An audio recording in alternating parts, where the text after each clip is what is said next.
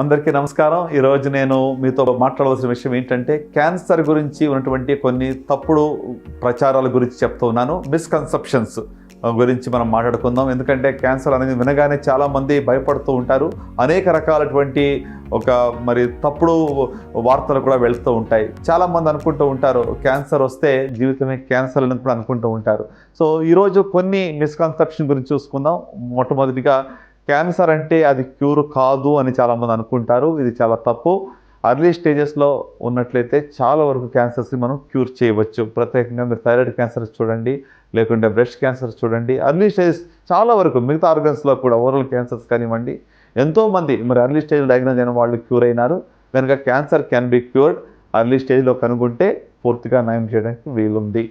రెండోదిగా క్యాన్సర్ అటువంటిది అంటువ్యాధి అని చాలామంది అనుకుంటారు. క్యాన్సర్ ఖచ్చితంగా అంటువ్యాధి కాదండి. ఒకరి నుంచి ఒకరికి క్యాన్సర్ పాకేదైతే మొట్టమొదటిగా నాకు రావాలి. సో కాబట్టి క్యాన్సర్ అనేది కంటేజియస్ డిసీజ్ కానే కాదు. కొన్ని అంటు వ్యాధులు ప్రత్యేకంగా ఇన్ఫెక్షన్స్, బ్యాక్టీరియల్ కానీ వైరల్ ఇన్ఫెక్షన్స్ సంక్రమించవచ్చు. బట్ క్యాన్సర్ మాత్రము అంటువ్యాధి కాదు. అలాగనే చాలామంది అనుకుంటారు బయాప్సీ చేయటం వల్ల క్యాన్సర్ స్ప్రెడ్ అయిపోతుంది, వేరే ఆర్గన్స్కి పాకేస్తుంది అని కూడా భయపడుతూ ఉంటారు.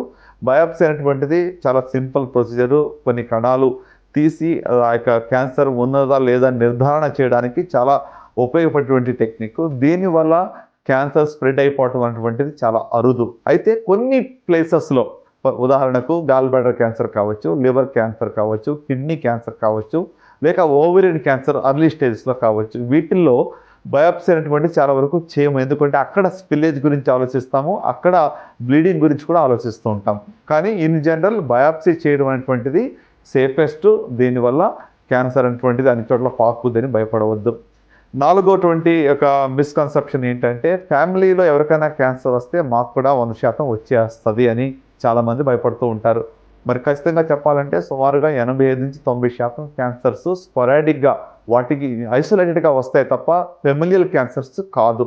ఫెమిలియల్ లేక హెరిడిటరీ క్యాన్సర్స్ అనేటువంటిది 5-10% మాత్రమే ఉంటాయి.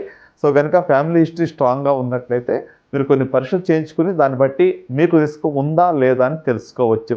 అలాగనే క్యాన్సర్ యొక్క సర్జరీ అనేటువంటిది మొత్తం చాలా దారుణంగా ఉంటుంది. అవయవాలన్నీ తీసేస్తారు, దాంట్లో చాలా నొప్పి ఉంటుంది, చాలా వికారంగా కనబడుతూ ఉంటారని కూడా చాలా వరకు మనం చూస్తూ ఉంటాం. Head and neck cancer surgeries అయిన తర్వాత వాళ్ళ యొక్క ముఖంలో వాళ్ళకి కనబడే విధానం కూడా చూసి చాలామంది భయపడుతూ ఉంటాం.